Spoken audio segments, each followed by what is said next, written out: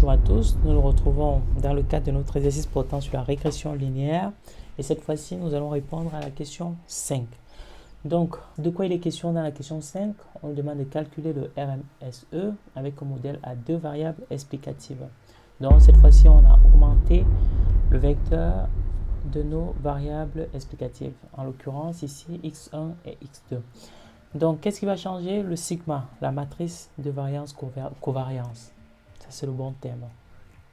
Donc, notre matrice de variance-covariance, elle va changer. Donc, je vais supprimer le scalaire de départ. Ici, je vais mettre 0,75. Ce sont les données qu'on a. Ensuite, ici, pareil, 0,75. Les données de notre matrice de variance-covariance. Ensuite, on a 0,25. Ensuite, on a 0,75. Ensuite, on a 0,25. Ensuite, on a 1. Cette fois-ci, on n'a plus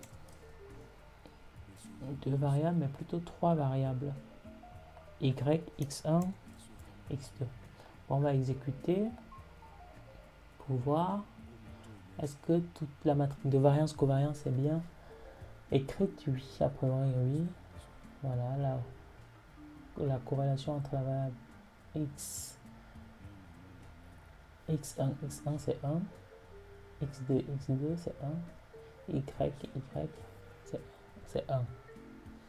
Et la corrélation entre la variable x1, x2 c'est 0,75, x2, x1 0,75, x1, x3 0,75, x3, x1 0,75. Voilà. On va dire que cette corrélation est quand même un tout petit peu forte. 0,75 c'est supérieur à 0,5. Une fois qu'on a écrit ça, cette fois-ci, on va donc générer nos données. Pareil, on restait sur les données de taille 100 données qui suivaient une distribution normale multivariée. Cette fois-ci, on va changer les noms de nos colonnes. Donc ici, on a x1, pardon, c'est tiré de 8. Hop, pareil, x2. x2. Voilà. Donc, on va exécuter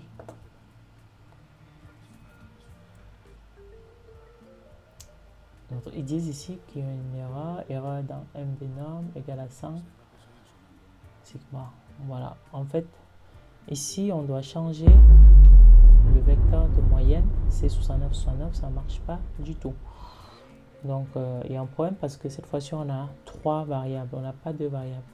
Donc, je vais modifier ça. Je vais mettre la moyenne à 0.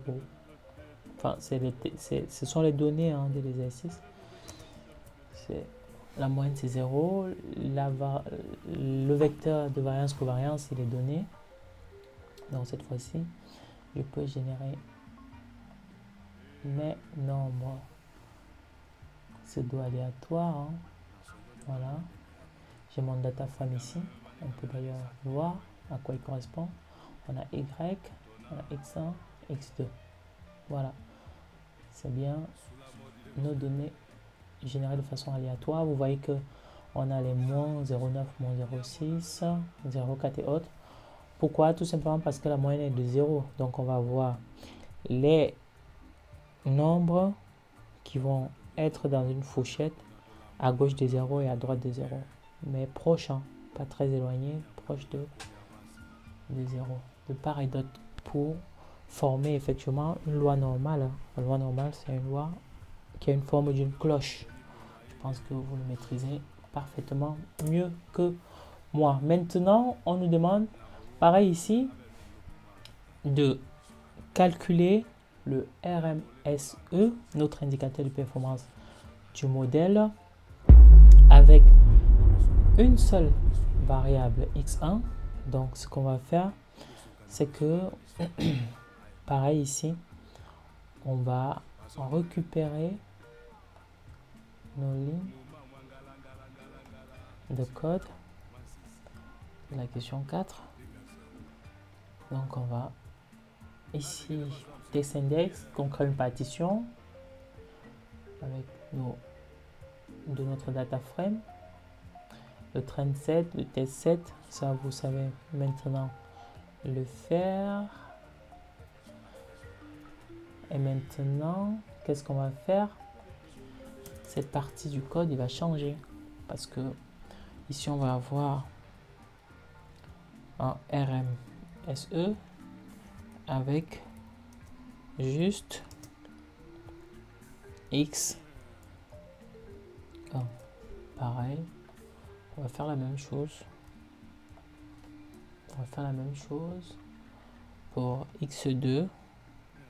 Je duplique. Et pour à la fois X1 et X2. Donc ici, on va avoir ici, c'est quoi? C'est X, juste X1. Voilà, je pense que c'est un moment, c'est bon. Hein?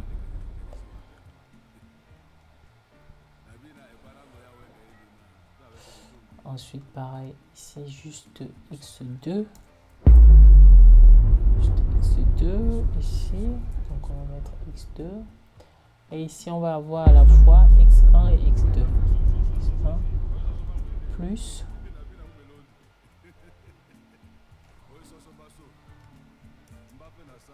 X 37. Donc, qu'est-ce qu'on va avoir avec... Ici, c'est avec à la fois... Avec à la fois X1 et X2. Donc, on va exécuter notre partition de l'échantillon. Ça c'est fait, parfait. Ensuite, ici, quel est notre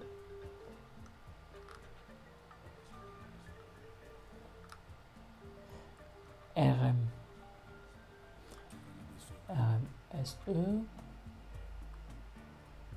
Voilà, on voit ici que la moyenne de notre, notre RMSE, notre indicateur de performance du modèle, est égal à 0,57 dans le cadre où on a juste une régression avec une variable qui est x1. Ensuite, quelle est la valeur dans le cadre de la régression avec uniquement la variable x2? On a notre RMSE qui est égal à 0,70, donc qui est plus élevé que juste avec la variable x1. Et maintenant, qu'est-ce que ça donne avec à la fois x1 et x2? J'exécute. On a un RMCE plus faible, 0,31. Donc ici, on nous demande quel est parmi les trois modèles celui qui est le meilleur, c'est-à-dire celui qui a le RMCE le plus bas. Donc on va dire ici le meilleur modèle est celui qui utilise à la fois les deux variables x1 et x2. Donc vous avez vu ici, hein, car le RMSE est le plus faible.